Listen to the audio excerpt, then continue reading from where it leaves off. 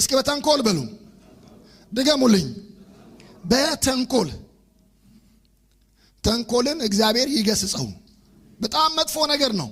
በተንኮል እንዴት እንዲይዙትና እንዲገድሉት ይፈልጉ ነበር ካለ በኋላ ቁጥር 2 ላይ ምንድነው የምናገኘው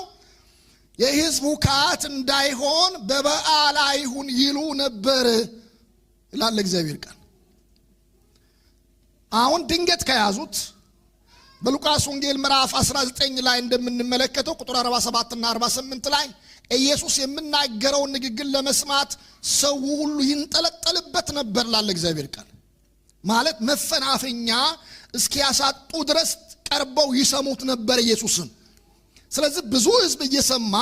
ኢየሱስን መያዝ ሁከትን ይቀሰቅሳል በዓሉ ይበላሽብናል ስለዚህ አሁን እንለፈው እያሉ ምቹ ሁኔታን እየፈለጉ በነበረበት ጊዜ ነው ግን ከሁለት ቀን በኋላ ፋሲካው በታረደ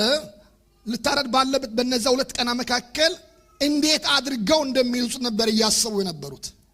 ምቹ ሰው እንዳገኙ ቁጥር 10 ላይ ይናገራል ከ12ቱም አንዱ ያስቆሮቱ ይሁዳ አሳልፎ ለሰጠው ወደ ካህናት አለቆች ሄደ ይላል በሱ አማካኝ ነው በዚህ ጊዜ የቀደሙት የተንኮል አቀራረቦቻቸው አልተሳኩላቸውም ይሄኛው ግን እንደተሳካላቸው እንመለከታለን አሁን ምናገረው እዛ ላይ ባይሆንም በመሃል የተፈጠረው ነገር ነው መነግራችሁ ርዕሴ ምንድነው የሚለው ደገሙልኝ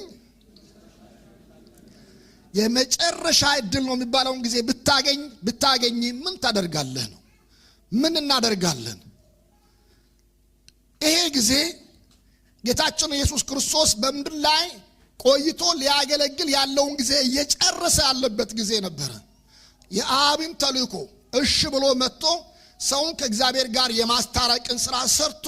ወደ አባቱ ሊመለስ ያለው ጊዜ በጣም በቁጥር የሚታዩ ወንደሞ የሚቆጠሩ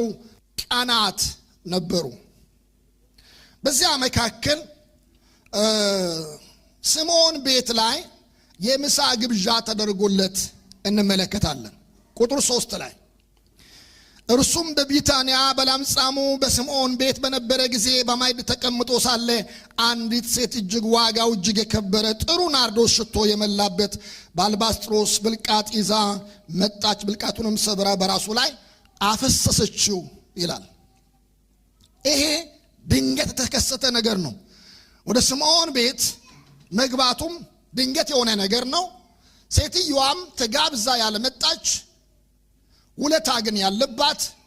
በውስጧ ትልቅ